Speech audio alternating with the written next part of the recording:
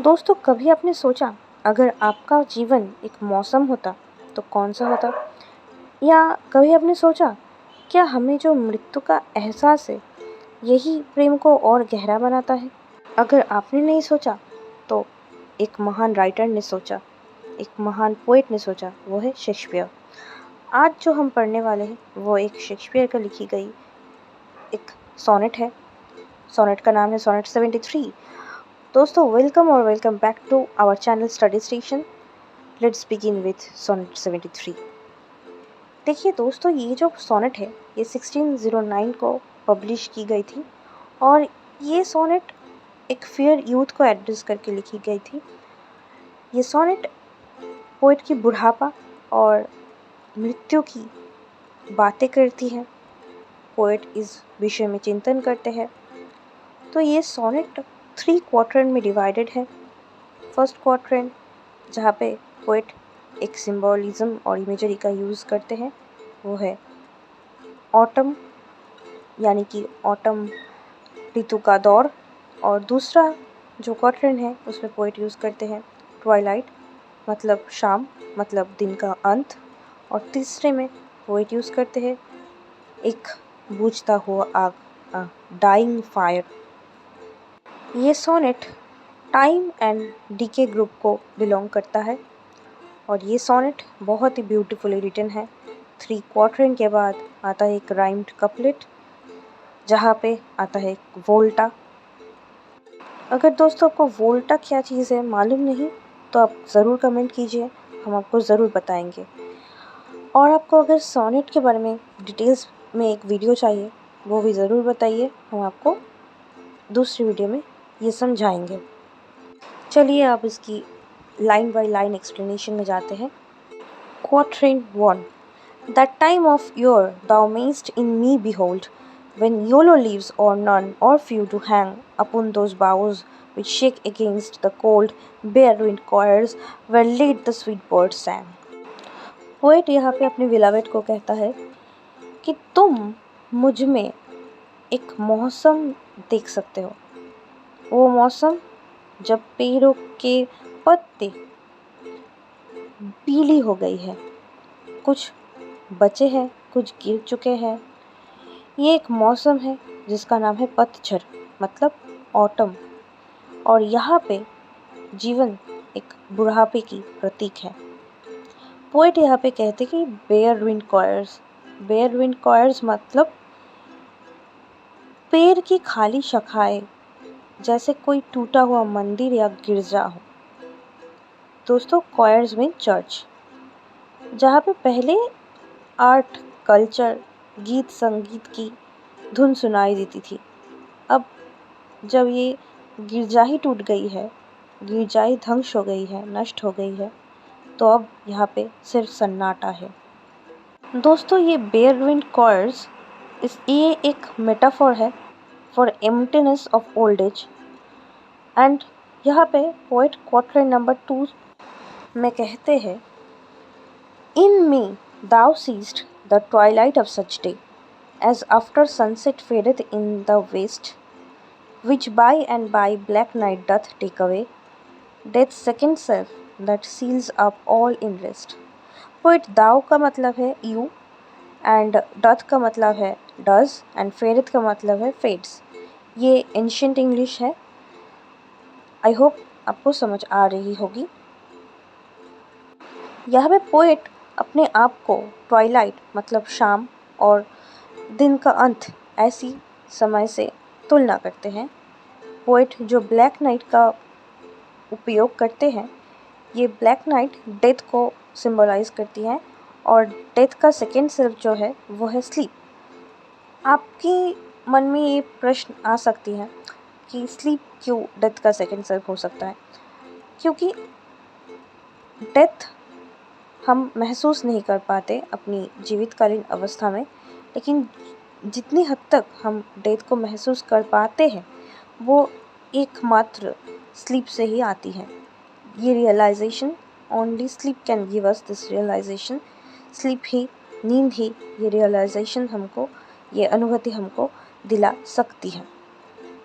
दोस्तों, पोएट अब अपने आप को एक डूबता हुआ सूरज से कंपेयर करता है। हाँ, सूरज जो ढल रहा है, रात के आने का पोएट इंतज़ार करते हैं, रात आने वाली है। रात ये कुछ नहीं है, ये है मृत्यु।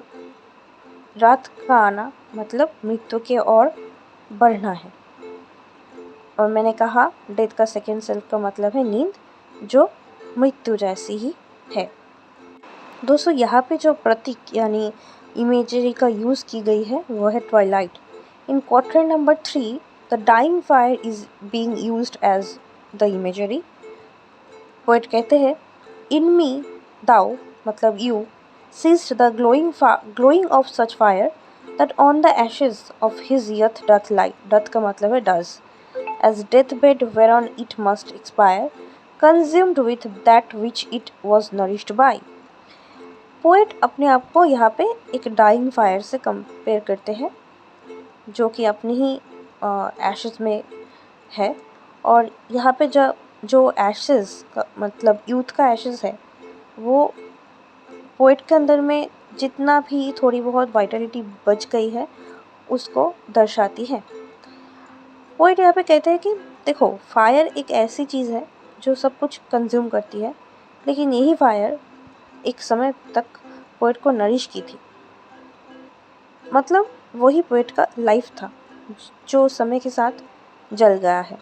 हम कहते हैं ना दोस्तों कि उसमें एक आग है, उसमें एक आग है मतलब उसमें एक जुनून है। तो जब इंसान अपनी यथ में रहती है और रहता है, तब में एक अलग ही जुनून होता है। लेकिन यही जुनून वक्त के साथ साथ, समय के साथ साथ नष्ट हो जाती है, जैसे पोएट के साथ हो रही है।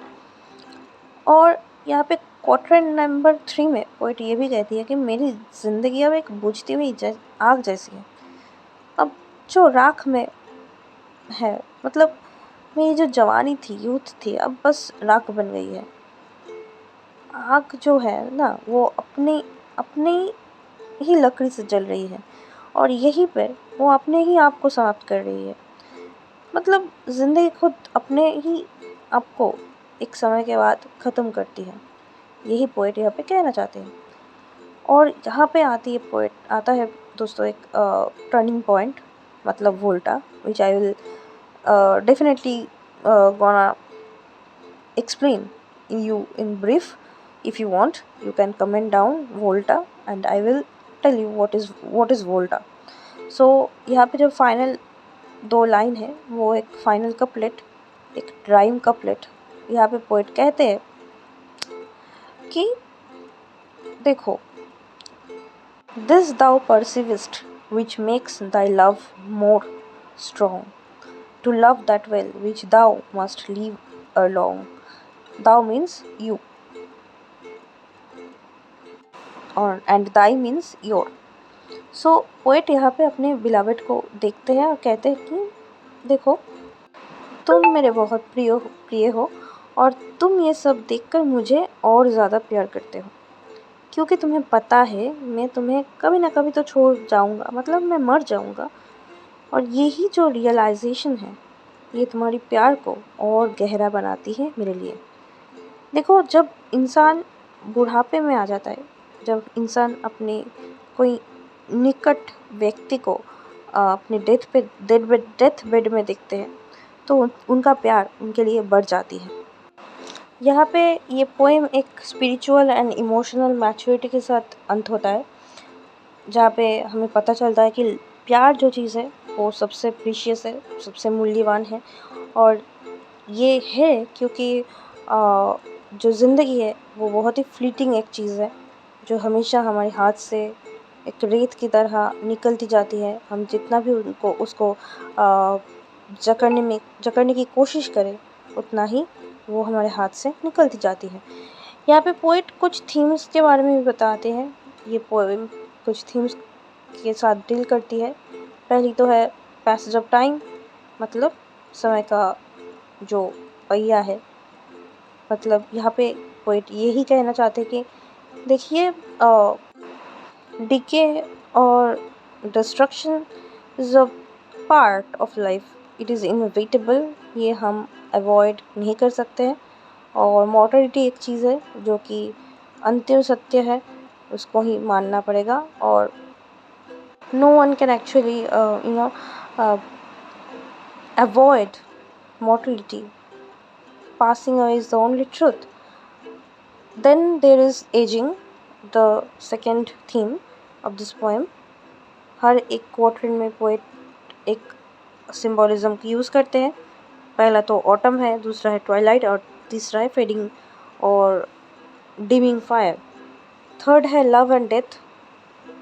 पोएम यही कहना चाहते हैं कि जो अंत का आभास हमें है वही हमारी प्यार को और भी गहरा बनाती है।